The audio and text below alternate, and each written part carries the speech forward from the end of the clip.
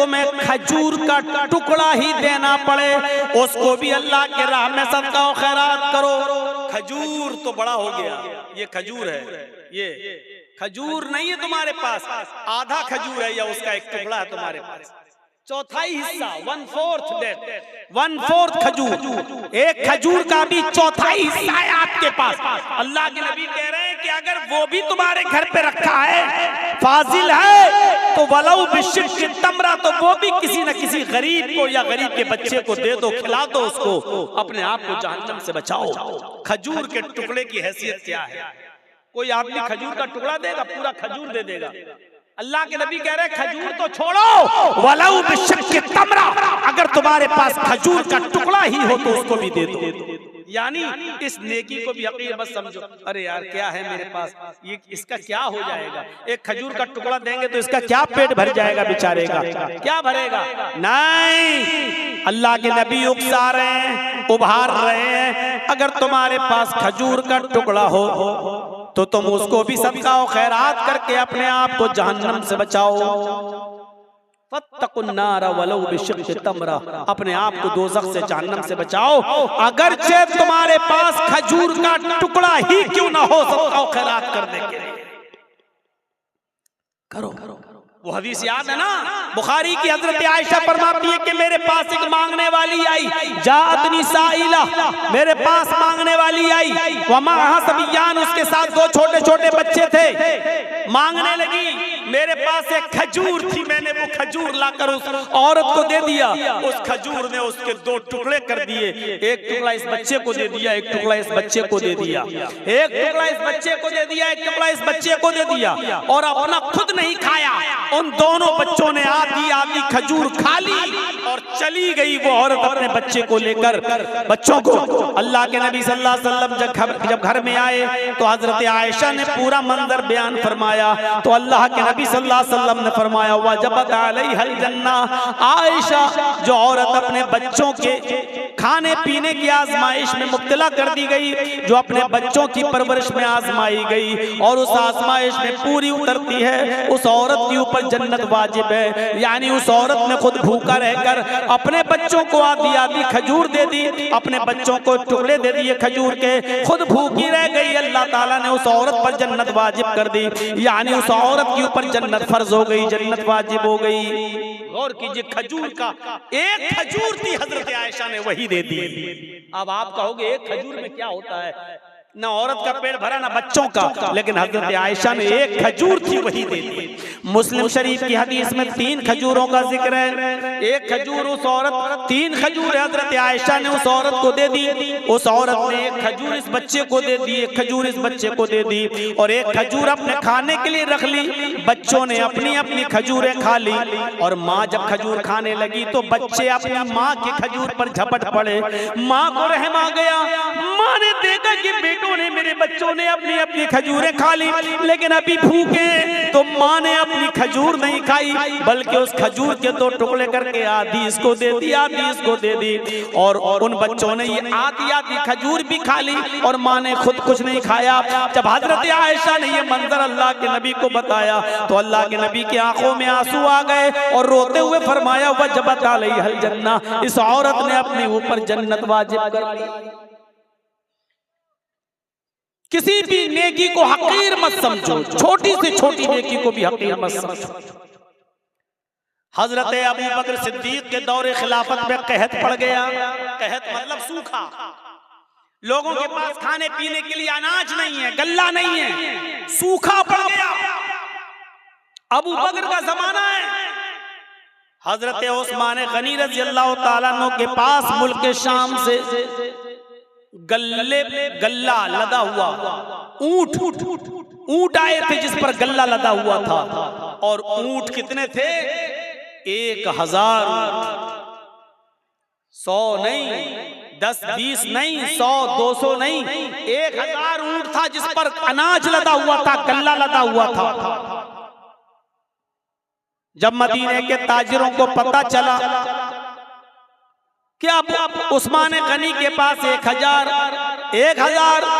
ऊंट है गल्ले से लदे हुए, तो उनके पास आए और कहने लगे, आए उस्मान, क्या गल्ले को बेचोगे?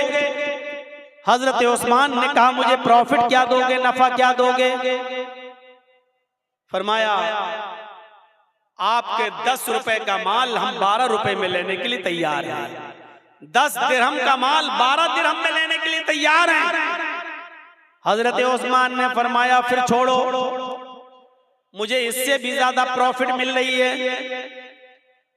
कहा कि अच्छा 13 ले लो, आपका हर 10 दिरहम के माल पर 13 दिरहम हमसे ले लो, हम उसको बेचेंगे जितना चाहेंगे। कहत पड़ा हुआ है, सूखा पड़ा हुआ है, हमारा माल तो बिकी जाएगा। आप 10 के दिरहम पर 13 दिरहम ले लो। हजरत उस्मान कहते हैं मुझे इससे भी ज्यादा मिल रहा है। और लास्ट में बोली लगती है आए उस्मान, हम 10 का माल 15 दिरहम में लेने के लिए तैयार हैं। हजरत उस्मान कहते रहने दो, 10 दिरहम पर तुम 15 दिरहम दोगे, लेकिन मुझे इससे भी ज्यादा प्रॉफिट मिल रही है। तब तमाम लोग उठ गए, जितने भी बिजनेसमैन थे वो उठ गए और कहने लगे उस्मान अगर इससे ज्यादा तुम्हें मिल रहा है तो उसी को दे दो, हम लोग चल रहे हैं, हम लोग जा रहे हैं। जब वो जाने लगे जितने बिजनेसमैन थे तो पलट कर कहने लगे उस्मान हम जा तो रहे हैं, हमें अब नहीं चाहिए। 10 का माल हम 15 में लेने के लिए तैयार हैं, इससे ज्यादा हम नहीं दे सकते। और आप कह रहे हैं इससे भी ज्यादा हमें मिल रहा है। मदीने के सारे बिजनेसमैन यहाँ मौजूद हैं, मेरी नजर में अब कोई बाकी नहीं है। जो जितना बड़ा बिजनेसमैन है वो यहाँ मौजूद है और हम सब लोग यहाँ हैं। फिर मुझे इतना तो बता दो कि 10 का माल 15 में लेने के लिए हम लोग तैयार हैं, इससे ज्यादा तुम्हें कौन दे रहा है? सारे बिजनेसमैन तो यहाँ मौजूद हैं, फिर तुम्हें 10 का माल 15 से ज्यादा लेने में कौन तैयार है तुम्हारा? हजरत उस्मान मुस्कुराते हुए जवाब देते हैं कि अल्लाह, मेरा अल्लाह मुझे इससे भी ज्यादा प्रॉफिट दे रहा है। तुम मेरे 10 दिरहम के माल को 15 में खरीदोगे और मेरा अल्लाह 1 दिरहम का माल 10 दिरहम में ले रहा है।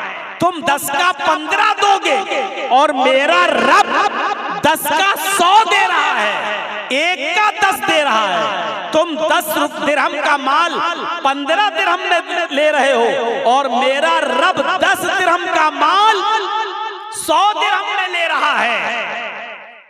यानी हम ये सारा का सारा माल 1000 गल्ले से लदे हुए उन ऊंटों पर, जो माल लदा हुआ, गल्ला लदा हुआ इन ऊंटों पर, हम ये सारा का सारा सदका करेंगे, खैरात करेंगे, अल्लाह की राह में खर्च कर देंगे, गरीबों और मिस्कीनों तक पहुंचाएंगे। और मेरा रब 1 दिरहम का माल का सवाब मुझे 10 गुना देगा, 10 गुना देगा। यानी 10 दिरहम का सवाब हमें 100 दिरहम के बराबर देगा। 1000 गल्ले से लदे हुए ऊंटों के सदके का सवाब 10 गुना बढ़ाकर, आप गौर करो, 1000 का 10 गुना बढ़ा दो तो 10,000 गल्ले से लदे हुए ऊंटों का सदका करने का सवाब हमें मिलेगा। इसलिए आप जाइए, हमें आपको माल नहीं बेचना है। मैंने कहा छोटी से छोटी नेकी को भी हकीर मत समझो। देखो हजरत उस्मान गनी को 10 का 15 मिल रहा था, लेकिन इसके बावजूद गरीबों में और मिस्कीनों में सारा का सारा माल लुटा दिया, खर्च कर दिया, फी सबीलिल्लाह दे दिया। अब देखो यहाँ तो मदरसों के लिए, ताउन के लिए कितना मनाना पड़ता है, कितने झांसे देना पड़ते हैं, कितना बोतल में उतारना पड़ता है, तब जाकर 100 रुपए और 200 रुपए और 500 रुपए और 1000 रुपए हमारी जेब से निकलते हैं। हजरत उस्मान गनी की सखावत से सीखो। 1000 गल्ले से लदे हुए ऊंट, ये भी नहीं कहा चलो 1 ऊंट का माल हम खर्च कर देते हैं अल्लाह की राह में, नहीं, पूरा का पूरा 1000 ऊंट गल्ले से लदे हुए सबका सब खर्च कर दिया और सबका सब सदका और खैरात कर दिया। ये जज्बा था, ये जज्बा था हजरत उस्मान गनी का। छोटी से छोटी नेकी को भी हकीर मत समझो।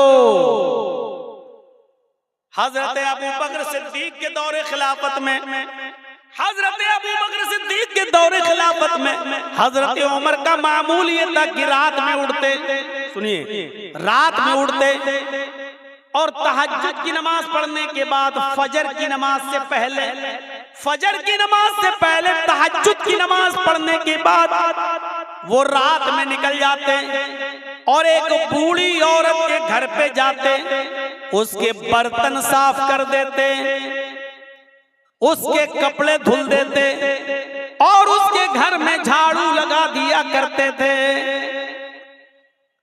किसी नेकी को हकीर मत समझो। हजरत उमर फारूक का मामूल देखिएगा, क्या कर रहे हैं? तहज्जुद की नमाज पढ़ी फजर की नमाज से पहले और फिर चले गए, एक बूढ़ी औरत के घर गए, उसके बर्तन मांज दिए, उसके कपड़े धुल दिए और उसके घर में झाड़ू लगा दिया। ये उनका मामूल था, रोजाना ये काम किया करते थे। एक दिन तहज्जुद की नमाज पढ़ के फजर की नमाज से पहले पहुंचे, घर में जब घुसे तो क्या देखते हैं? बर्तन साफ हैं। कपड़े धुलना चाहा बूढ़ी औरत के, क्या देख रहे हैं? कपड़े धुले हुए पड़े हुए हैं। झाड़ू ली कि झाड़ू से घर साफ कर दे, तो क्या देखते हैं? घर में झाड़ू लग चुकी है। पूछा, माँ कौन था ये? आज घर में सफाई कैसे हो गई? कहा, बेटे मैं क्या जानूं, मैं तो आंखों से अंधी हूँ, नाबीना हूँ, मुझे क्या मालूम। मैं तो समझी कि तुम ही आए हो, बर्तन तुम मांज रहे हो, झाड़ू तुम लगा रहे हो, कपड़े तुम धुल रहे हो। कहा, माँ मैं नहीं था। कहा, बेटे मुझे नहीं मालूम, फिर कौन था? हजरत उमर फारूक दूसरे दिन भी यही टाइम पर आए तो क्या देखते हैं? दूसरे दिन भी बर्तन मांजे जा चुके हैं। क्या देखते हैं कि दूसरे दिन भी बर्तन मांज कर खत्म हो, बर्तन मांजे जा चुके हैं, झाड़ू लग चुकी है, कपड़े धुले हुए हैं। हजरत उमर समझ गए, उमर कोई है जो तुमसे पहले आता है, कपड़े धुल जाता है, बर्तन साफ कर जाता है, झाड़ू लगा जाता, कोई है जो तुमसे पहले भी ये काम कर जाता है। पता लगाना चाहिए कि कौन है। अब हजरत उमर जासूसी करने लगे, चुपके से देखें कि कौन है। तो तहज्जुद की नमाज पढ़ के आए और चुपके से छिप गए एक दरख्त की आड़ में। क्या देखते हैं कि एक शख्स अपना चेहरा छुपाया हुआ चादर से आता है रात के अंधेरे में और उसी बूढ़ी औरत के घर में चला जाता है, बर्तन मांजता है, झाड़ू लगाता है, कपड़े साफ करता है और उसके बाद में जब वहां से निकलता है तो जैसे ही वो घर से निकलता है, हजरत उमर फारूक ने उसको पकड़ लिया। रुकिए, अपना चेहरा खोलिए, तो कौन है आप? ये मेरा काम आप कैसे कर रहे हैं? अब उसने कहा, ये मेरा तेरा क्या लाया है, तुम पहले आ जाओ, तुम कर लो, हम पहले आ जाएं, हम कर लें, चेहरा नहीं दिखा सकता। हजरत उमर ने कहा, तुम्हें अल्लाह का वास्ता चेहरा खोलो, मैं देखना चाहता हूं कि मुझसे भी पहले ये काम कौन करने आता है। जब अल्लाह का वास्ता दिया और जब चेहरा खोला तो क्या देखते हैं कि वो कोई और नहीं, हजरत अबू बकर सिद्दीक रज़ियल्लाहु ताला अन्हु खलीफा हैं। अरे आज आपके इलाके का चीफ मिनिस्टर किसी गरीब के कपड़े क्या धुलेगा?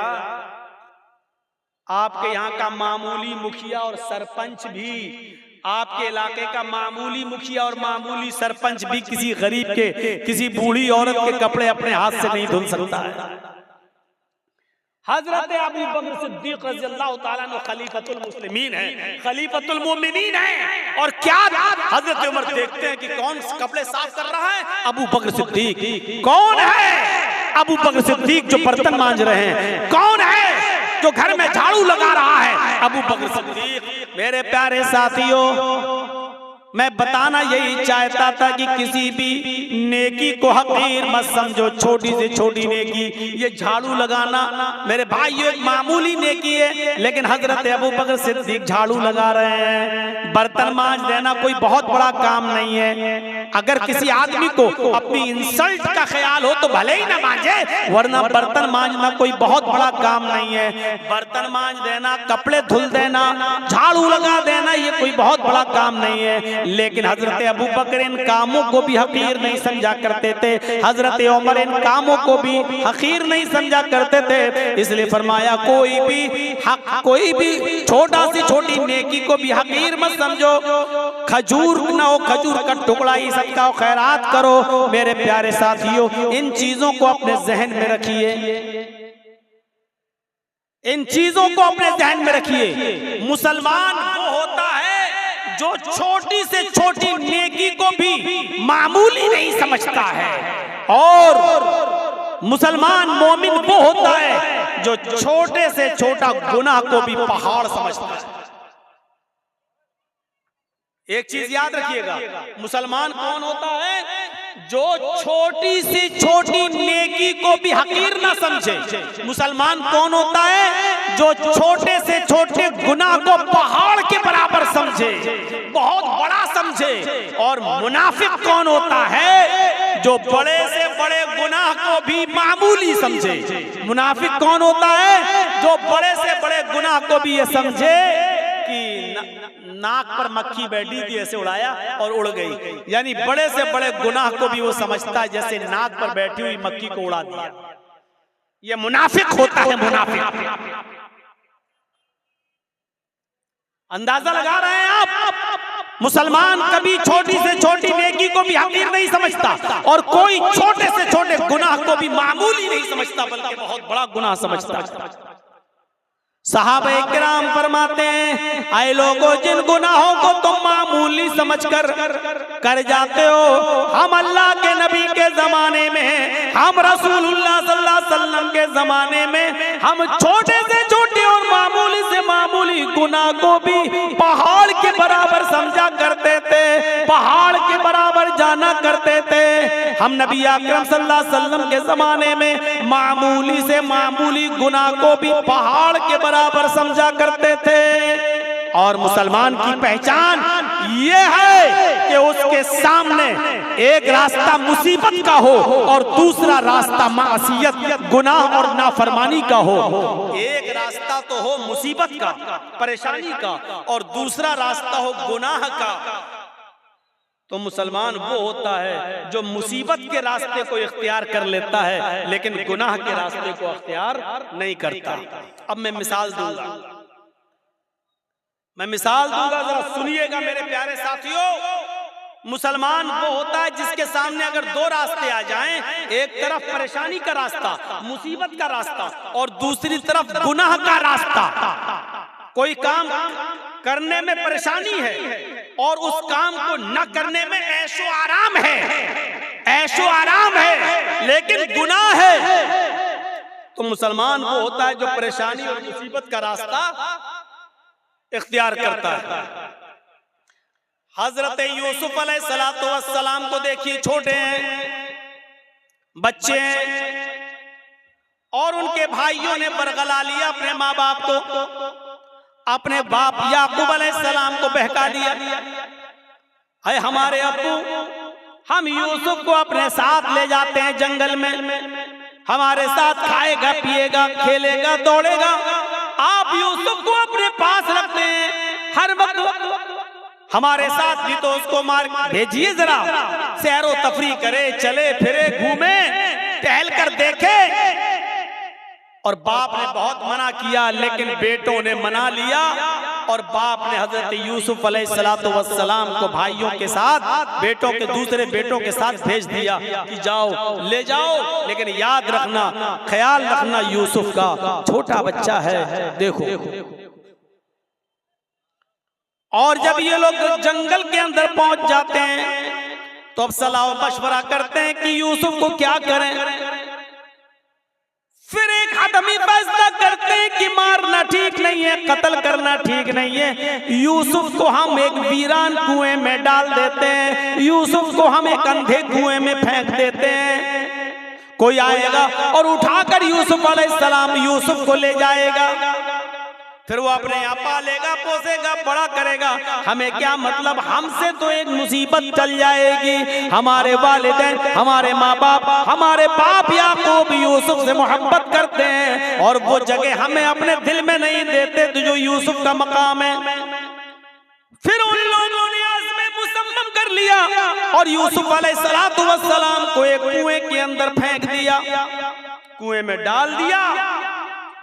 और रोते हुए अपने घर आते हैं, एक यूसुफ अलैहिस्सलाम की कमीज उतार ली, उनका कुर्ता उतार लिया और एक बकरी को ज़िबा करके बकरी का झूठा खून, बकरी का खून उस कमीज में लगा कर ले आए। और जब अपने घर पे आते हैं तो अपने अब्बा से कहते हैं, याकूब अलैहिस्सलाम से कहते हैं, या आबाना,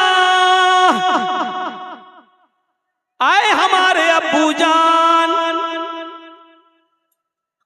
इन्ना ज़हबना नस्तबिक़ु व तरकना यूसुफ इंदा मताइना फ़अकलहु ज़िब। आए अब्बू जान, हम यूसुफ अलैहिस्सलातु वस्सलाम को ले गए और हम खेल कूद में लग गए, नस्तबिक़ु, हम खेल कूद में लग गए, हम दौड़ भाग में लग गए, व तरकना यूसुफ इंदा मताइना, और यूसुफ को अपने सामान के पास छोड़ दिया कि तुम इसकी देख रेख करना। हम लोग इधर उधर खेल कूद में लग गए, फ़अकलहु ज़िब, भेड़िया आया और भेड़िया यूसुफ अलैहिस्सलाम को खा गया। भेड़िया आया और भेड़िए ने यूसुफ को फाड़ दिया। अरे हमारे अब्बू, हम आप हमारी बात पर ईमान क्यों लाएंगे, आप हमारी बात क्यों मानेंगे? वमान बिमुमिनिन लना, आप हमारी बात क्यों मानेंगे? वलौ कुन्ना सादिकीन, अगरचे हम सच्चे ही क्यों ना हो, हम सच बोल रहे हैं, फिर भी आपको हमारी बात का यकीन नहीं होगा। अपने माँ बाप से ये बात कह दी याकूब अलैहिस्सलाम से। इधर एक काफिला आया, सुनिए, इधर एक काफिला आया, उसको प्यास लगी तो कुएं के पास चला गया, उसने डोल डाला, डोल, उस यूसुफ अलैहिस्सलाम उस डोल में बैठ गए। उसने जब खींचा तो डोल भारी लगा, उसने झांक कर देखा तो एक छोटा बच्चा पड़ा हुआ है यूसुफ। उसने काफिले वालों को खुशखबरी सुनाई, या बुशरा हाजा गुलाम, आए काफिले वालों खुशखबरी सुनो, ये तो एक बच्चा पड़ा है, यहाँ तो एक लड़का पड़ा हुआ है, बच्चा बड़ा खूबसूरत बच्चा यहाँ कुएं में पड़ा हुआ है। निकाला, मिस्र के बाजार में ले गए और वहां उस बच्चे को बेच दिया गया। और जानते हो, इतना खूबसूरत बच्चा यूसुफ अलैहिस्सलाम, जिनकी खूबसूरती का जिक्र कुरान में मौजूद, लेकिन इस खूबसूरत बच्चे की कीमत भी क्या लगी मिस्र के बाजार में, जानते हो? उनको पैसा चाहिए था। कहते हैं कि चोरी का माल हो या ऐसा कोई माल हो तो आदमी जल्दी हटाता है। कभी कभी 20,000 का मोबाइल 2,000 में देके चला जाता है कि जल्दी हटे, जल्दी से निकले और पकड़ा जाए तो दूसरा पकड़ा जाए, हम ना पकड़े जाएं। ऐसे उन्होंने देखा कि ये यूसुफ हमें मिले तो जल्दी से इनको हटा दिया जाए। और मिस्र के बाजार में जब बोली लगी तो जानते हो बहुत कम कीमत में उनको बेच दिया गया। वशरऊहु बिसमनिन बख्सिन दराहिम मादूदा। कुरान के अल्फाज देखो मेरे भाइयों, उन लोगों ने चंद सिक्कों में यूसुफ को बेच दिया, चंद टकों में, चंद खोटे सिक्कों में यूसुफ को बेच दिया। लो, यूसुफ अलैहिस्सलाम बादशाह मिस्र के मेहमान बने। धीरे धीरे बादशाह मिस्र के पास पहुंचे। बादशाह मिस्र ने अपनी बीवी से कहा, ये बच्चा है, इसकी देखरेख करो, आगे चलकर हो सकता है कि हम इसको बेटा बना लें। देखो, इसकी खिदमत करो, देखभाल करो। और बादशाह मिस्र के घर में यूसुफ की परवरिश होने लगी। धीरे धीरे बड़े होते गए और एक दिन आया कि यूसुफ अलैहिस्सलातु वस्सलाम अपनी जवानी को पहुंच गए। यहाँ खूबसूरती अपनी कयामत बर्पा कर रही थी और यहाँ यूसुफ अलैहिस्सलातु वस्सलाम जवान हो गए। और उधर बादशाह मिस्र की बीवी का दिल हचकोले लेने लगा। वो इस गुलाम पर, यूसुफ अलैहिस्सलातु वस्सलाम पर अंदर ही अंदर दिलो जान से फरेफ्ता थी, दिलो जान से कुर्बान थी। धीरे धीरे ये चर्चा मिस्र की औरतों में होने लगा। और मिस्र की औरतें और औरतों में किसी बात का चर्चा बहुत जल्दी होता है। कोई भी बात हो, अगर आपको बहुत जल्दी फैलाना हो तो बस 2-4 औरतों में फैला दो, शाम तक होते होते पूरे गांव में ऑटोमेटिक फैल जाएगी। ये बात मिस्र की औरतों में फैल गई। ओ बादशाह की बीवी, ओहो, अपने गुलाम पे मरती है, अपने गुलाम को दिल दे बैठी है, अपने गुलाम के साथ मुंह काला करना चाह रही है, अपने गुलाम के साथ ये हरकत करती है। बादशाह मिस्र की बीवी के चर्चे जब मिस्र की औरतों में होने लगे तो उस औरत ने, यानी बादशाह की बीवी ने सारी औरतों को दावत दे दी। गौर कीजिए, सारी औरतों को दावत दे दी, सबके सामने फल रख दिए, सबको छुरियां दे दी, और जब वो फलों को काटने लगी तो उस औरत ने, बादशाह मिस्र की बीवी ने यूसुफ अलैहिस्सलाम से कहा, आए यूसुफ, इन औरतों के सामने से गुजर जाओ। यूसुफ अलैहिस्सलाम उन औरतों के सामने से गुजर रहे हैं, अपनी मालिकन की बात मानना पड़ेगी। यूसुफ अलैहिस्सलाम अपने मालिक की बीवी की बात मानते हुए उन औरतों के सामने से गुजर रहे हैं। जब उन औरतों के सामने से गुजरे तो उन औरतों ने जब यूसुफ अलैहिस्सलाम को देखा, यूसुफ अलैहिस्सलाम को देखा, कुरान कहता है वो फल काट रही थी, बजाय फल काटने की वो कत्ताना ऐदियहुन्ना, उन्होंने अपनी उंगलियां काट डाली, उन्होंने अपने उंगलियों पर छुरियां चला ली, अपनी उंगलियों को काट डाला। और जब यूसुफ पर नजर पड़ी तो चीख पड़ी, मा हाज़ा बशरुन इन हाज़ा इल्ला मलकुन करीम, ये कोई इंसान नहीं है, मा हाज़ा बशर, ये कोई इंसान नहीं है, इन हाज़ा इल्ला मलकुन करीम, नहीं, ये तो एक मुअज़्ज़ज़ और मुकर्रम फरिश्ता नजर आता है, ये कोई इंसान लगता ही नहीं है। देखो कितना खूबसूरत है, कितना हसीन और जमील है, ये कोई इंसान नहीं, ये तो कोई बुजुर्ग फरिश्ता नजर आ रहा है। मतलब समझ रहे हैं? अभी सिर्फ बादशाह की बीवी फरेफ्ता थी यूसुफ पर, अब मिस्र की सारी औरतों ने दिल दे बैठा यूसुफ। हर औरत चाहने लगी कि यूसुफ हमारे हो जाएं, यूसुफ हमारे हो जाएं। एक फितना खड़ा हो गया। अब बादशाह की बीवी ने कहा, देखा, देख लिया तुमने, अब बताओ इसमें मेरी क्या गलती है? इसको मैंने बहुत बहकाया, अपनी तरफ माइल किया, लेकिन ये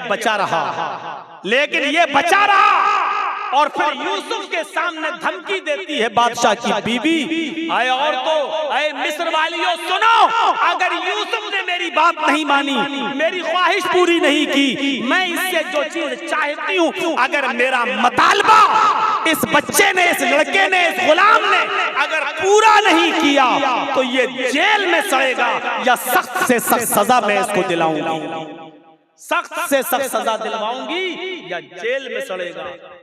अब यूसुफ अलैहिस्सलाम को जब धमकी मिलती है तो यूसुफ अलैहिस्सलाम के पास दो ही रास्ते थे। एक रास्ता तो ये था मुसीबत का, इस औरत की बात ना माने और जेल में चले जाएं, ये मुसीबत का रास्ता था। मैंने कहा ना, मोमिन के लिए अगर एक तरफ मुसीबत का रास्ता हो और एक तरफ गुनाह का रास्ता हो, मासियत का, तो मोमिन मुसीबत का रास्ता अख्तियार कर लेता है, लेकिन गुनाह का रास्ता अख्तियार नहीं करता। यूसुफ अलैहिस्सलाम के सामने दो रास्ते थे। यहाँ बादशाह मिस्र की बीवी ने कहा कि अगर इसने मेरी बात नहीं मानी तो इसको सख्त से सख्त सजा दिलवाऊंगी, या जेल के अंदर सड़ेगा।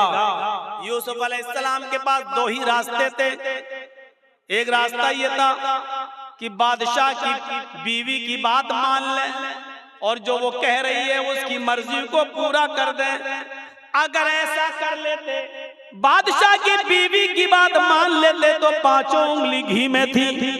बादशाह की बीवी उनको बचाती भी, बादशाह की बीवी उनका ख्याल भी रखती, बादशाह की बीवी उनको तन्हाई का मौका भी देती, बादशाह की बीवी उनकी इज्जत और तकरीम भी करती, बादशाह की बीवी उनको अच्छी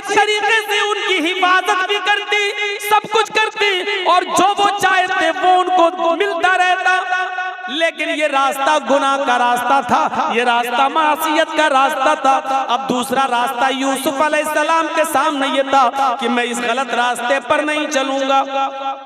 तो वो औरत कह रही है मैं जेल में डलवा दूंगी, मैं सख्त से सख्त सजा दिलवाऊंगी। तो यूसुफ अलैहिस्सलाम ने ये रास्ता पसंद कर लिया और नजरें आसमान पे डाली और फरमाया इलाहल आलमीन, आए मेरे परवरदिगार, बादशाह मिस्र की बीवी ने ये ठान लिया है कि मैं उसके साथ गलत काम करूं, और वो ये भी कह रही है अगर इसने मेरी बात न मानी तो मैं इसको सजा दिलवाऊंगी और जेल में डलवा दूंगी।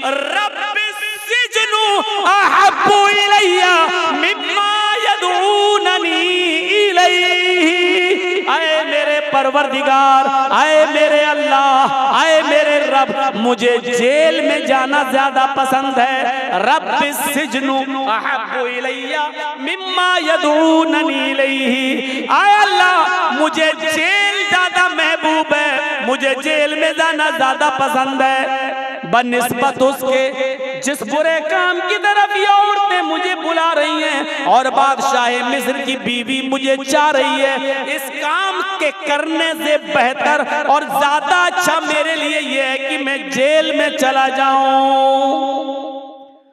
वइल्ला तस्रिफ अन्नी कैदहुन्ना अस्बु इलैहिन्ना, ऐ हमारे परवरदिगार, ऐ हमारे रब, अगर तूने मुझे इनकी चालों से न बचाया, ऐ अल्लाह अगर तूने मुझे इनकी चालों से मेरी हिफाजत न की। ये औरत की चालें कितनी खतरनाक होती हैं। आपको अपने घर में प्यार और मोहब्बत के जाल में फंसाकर बुला भी लेंगी और आपको फंसवा भी देंगी, आपको फंसवा भी देंगी। तो इसीलिए यूसुफ अलैहिस्सलाम क्या कह रहे हैं, व इल्ला तस्रिफ अन्नी कैदहुन्ना, ऐ अल्लाह मुझे जेल जाना ज्यादा महबूब है, ज्यादा पसंद है बनिस्बत उसके जिस बुरे काम की तरफ ये मुझे बुला रही हैं। आय अल्लाह अगर तूने मुझे इनकी चालों से महफूज न किया, अगर तूने मुझे इनकी चालों से न बचाया, अस्बु इलैहिन्ना, तो मैं भी इनकी तरफ झुक जाऊंगा, मैं भी इनकी तरफ माइल हो जाऊंगा, मैं भी इनके साथ गलत काम कर बैठूंगा। वाकुम मिनल जाहिलीन, और मैं जाहिलों में नादानों में से हो जाऊंगा।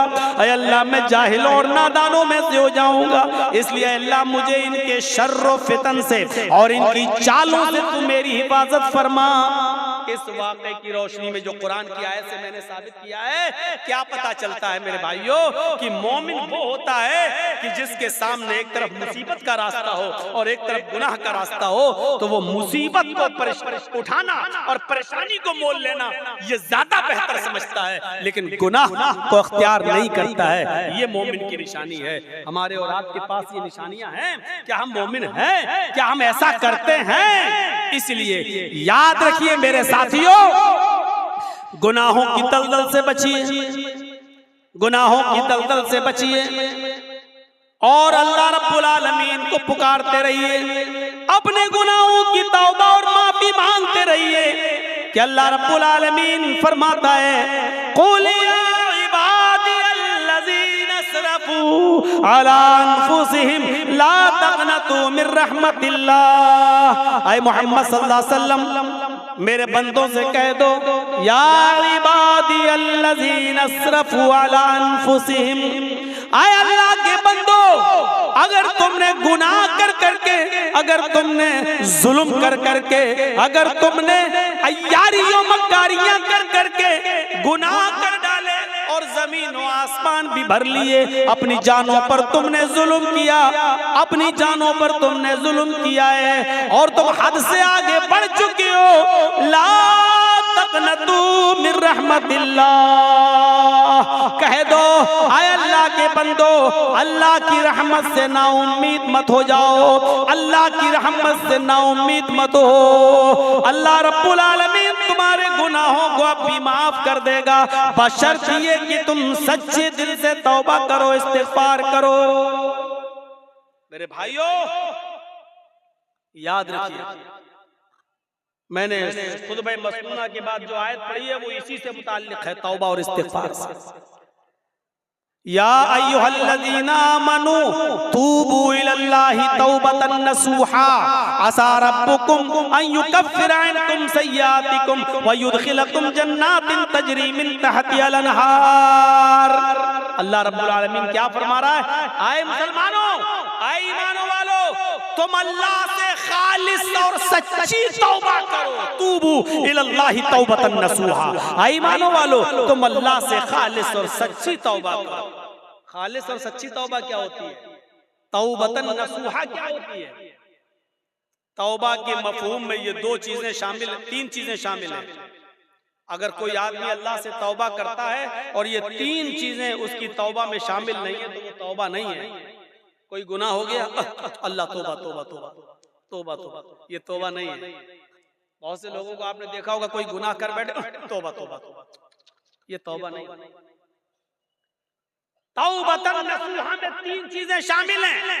पहली चीज ये है कि अगर हमसे कोई गुनाह हो रहा है या तो हमें उस पर नदामत हो, ओह ये हम क्या कर बैठे। पहली चीज, कोई गलती हमसे हो जाए, कोई गुनाह जब हो जाए तो उस पर पहली चीज क्या? नादिम होना, शर्मिंदा होना।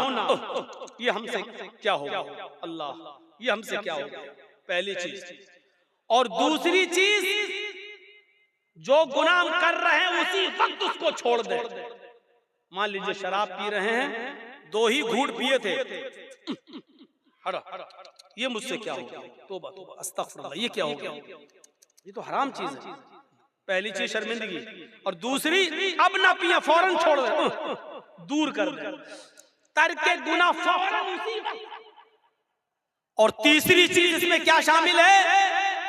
आय अल्लाह बहुत बड़ा जुर्म हो गया, आय अल्लाह मैं वादा करता हूं कि आइंदा कभी शराब को हाथ नहीं लगाऊंगा, आइंदा कभी मैं इस गुनाह को नहीं करूंगा। ये तीन चीज समझ लिया ना?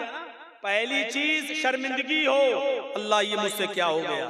दूसरी चीज उस गलती को, उस गुनाह को फौरन छोड़ दो, अगर कर रहे हो तो उसी वक्त तर्क कर दो और न करो, उसी वक्त छोड़ दो। और तीसरी चीज, आइंदा मुस्तकबिल में, फ्यूचर में फिर कभी वो गलती ना करने का अज़्म और इरादा भी पक्का होगा, आइंदा हम ये गुनाह नहीं करेंगे।